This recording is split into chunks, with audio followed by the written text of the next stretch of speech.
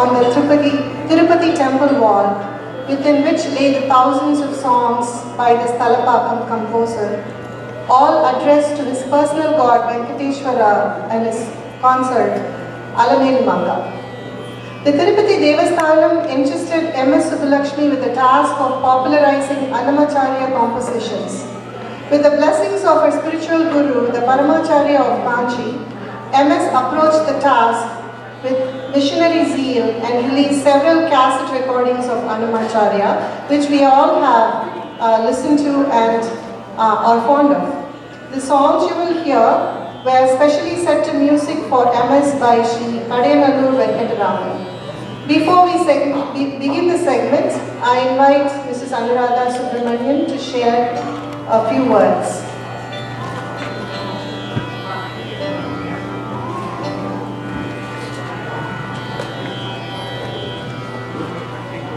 Namaskaram. I feel very blessed and privileged to have known Srimati MS Subbalakshmi on a personal level. And that is because of my mother's association with the great legend. My mother has accompanied Srimati MS on some concerts as well as recordings. In the year 1988, the Music Academy published a book on Srimati MS Subbalakshmi, and it's a book with beautiful pictures which chronicles her career and her life. I was so taken with that book that I bought 50 copies of that book to give to my students in Houston. And I thought to myself, how wonderful it would be if I could get that book autographed by Srimati MS herself. So I approached her, and ever so graciously, she autographed the book. All 50 copies of them. She told me, it will take me a little while to do the autographing because I cannot do it all at once.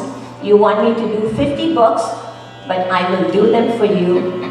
Give me some time. That's the kind of person she was. So personable, so sweet, and so simple. The children who sang just before we came on stage sang Nagendra Haraya.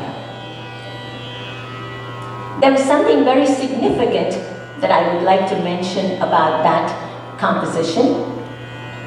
My mother was accompanying Srimati MS when they were recording the slokams on Shiva and the Nagendra Haraya being one of them. And I believe that when she started singing Nagendra Haraya, she could not go on. She stopped. And people, the recording artist, the person who was recording, didn't know what happened. They stopped. And then she started again. The same thing happened. And her eyes welled up with tears. And it happened about 3 or 4 times. This is what my mother told me because she was right there. And Sri Sadasiva Mama, her husband, said to her, I believe, Kunjama, you cannot cry because your throat will be affected.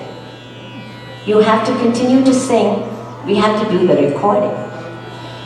To which she said, I'm trying, but every time I start singing Nagendra Haraya, I imagine Lord Shiva with the serpents around his neck as ornaments, and I get so emotional. So you can see, every song of hers was rendered pretty much the same way. It did not matter to her who was in the audience. She has sung to royalty, she has sung to the great political leaders and music lovers, but it was the same with her. When she started singing, she was singing for the Lord, to the Lord. That's why her music touched so much of us. Thank you.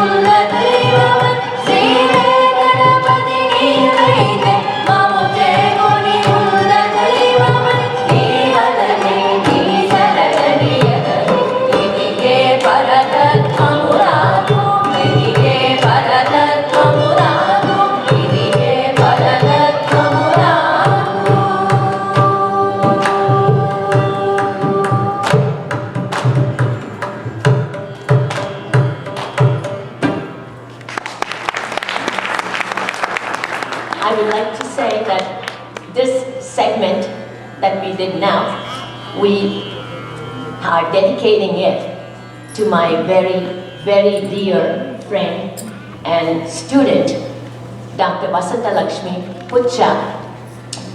She was my student for over 33 years, and she participated in several Tyagaraja Utsavams. She sang right along with us. She so enjoyed the Annamacharya Kritis, so it was very appropriate that we selected these songs to honor and celebrate Srimati Amma, and those were the songs that were the favorite of my dear Vasanta Lakshmi. Many of you would have seen her and participate in the festivals. And last September, Lord Krishna just decided to take her, call her back. So she is with him. I'm sure she's looking down, smiling, and she was very happy to hear us sing her favorite songs today.